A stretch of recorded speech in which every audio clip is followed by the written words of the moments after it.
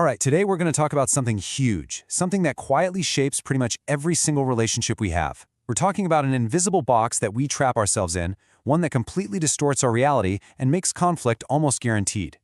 So let's dive in and figure out how this whole thing works. To get started, let me just ask you something. Have you ever had this happen? You're driving, and one day it feels like everyone on the road is your buddy. You're all in it together, a team.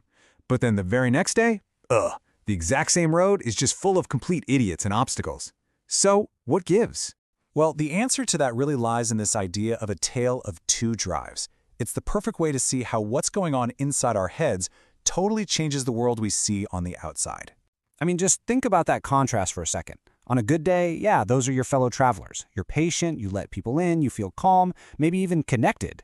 But on a bad day, whoa, suddenly those same people are just morons in your way. You're stressed out, you're driving aggressively, you're judging every single move they make. But here's the crazy part. Nothing on the outside actually changed. It's the same road, the same cars, the same rules. It's probably even the same people just trying to get home from work. So if the world outside is exactly the same, then the change, it has to be internal, right? It had to happen inside you. The problem isn't the traffic, it's us. So what is that internal shift? Well, that brings us to the core idea of this whole explainer. It's a metaphor for a state of self-deception, and it's known as the box. That's what really changed on your drive. Okay, so what does it mean to be in the box? It means your entire perspective has just flipped. You literally stop seeing other people as actual people, with their own lives, their own problems, their own reasons for doing things. Instead, they just become objects. That slow driver in front of you, they're not a person anymore. They're just an obstacle in your way. Your coworker, not a teammate, they're just a vehicle to get your work done. So, how the heck do we even get in this box in the first place? Well, it all starts with one tiny moment, an act called self-betrayal. It's that feeling you get when you know what you should do for someone else. Like, you should probably be a little more patient with that new person at work, or you should let that other car merge. But you don't. You actively choose to do the opposite. That's the moment. Boom. The walls of the box just went up around you. But how does this actually work? Step by step. Getting trapped in the box isn't just one thing. It's more like a super fast, almost invisible chain reaction that gets us before we even know what's hit us. Okay, so here's how it goes down. First, you have that moment of self-betrayal. You do the thing you know you shouldn't. Instantly, your brain scrambles to feel okay about it. So, second, your whole view of the world gets twisted to justify what you just did.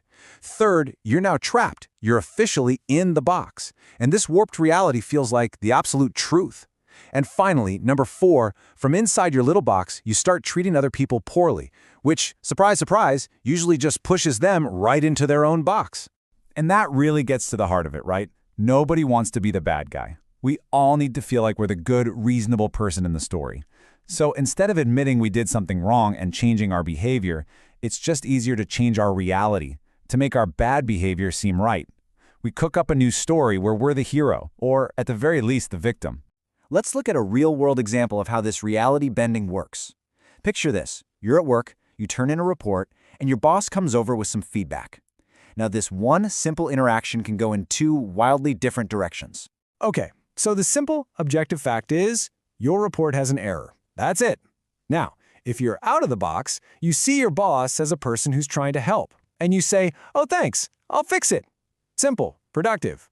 But if you're in the box, oh man, the story totally changes. Suddenly, the problem isn't a typo. The problem is your boss is a micromanager. This whole company is unfair, and your coworkers are all lazy bums who made you rush. See? The fact is the same, but the story you tell yourself, that changes everything. So how do you know if you're in the box? Well, here are some telltale signs. Ask yourself, are you blaming other people for how you feel?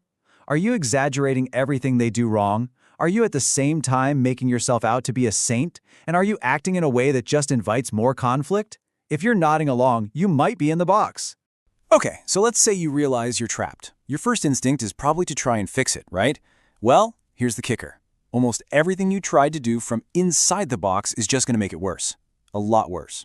And I mean, these things sound like good ideas. You try to change them, you try to communicate better, you might even try to confront the problem head on. But if you're doing any of that while you're still in the box, from that place of blame and I'm right, you're wrong, it's going to fail. Every time. Because you're not actually trying to solve anything. You're just trying to win. And here's the absolute key to why that is. The real problem isn't your behavior. It's not about finding the perfect words to say. The problem is the lens you're looking through. It's like you're wearing angry-colored glasses. And until you take those glasses off, everything you see is going to be tinged with anger and blame. I mean, think about it. Communication isn't some magic wand you can wave. If you're communicating from inside the box, you're not building bridges. You're basically lobbing grenades. Every single word you say comes out filtered through that distorted lens, and it's probably going to cause way more damage. So what's the first step then? Honestly, the most powerful thing you can do when you feel that anger bubbling up is to just do nothing. Seriously, just be quiet. Step back for a second. That pause, that's where the magic is. It's way more important than whatever you were about to say or do. And that brings us to the most important part. If trying to fix things from inside the box doesn't work, then how on earth do you get out? Well, the good news is the answer is actually incredibly simple. First things first, you gotta let go of the idea that you need to do something special. This isn't about learning some fancy 10-step technique or a new communication hack. Remember, those are all behaviors, and behavior is just the symptom, not the actual disease. The way out isn't an action. It's a fundamental change in your perception.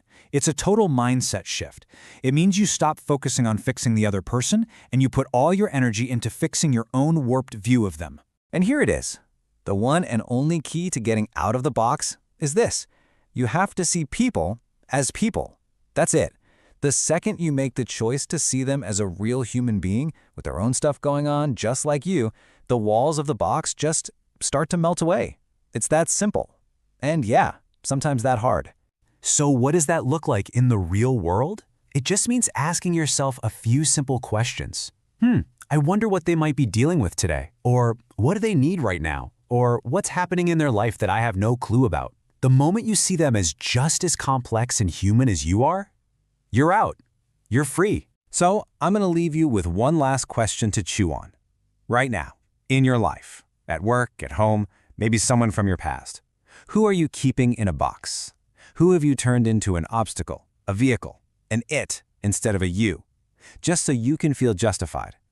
Because figuring that out, well, that's the first step to setting both of you free.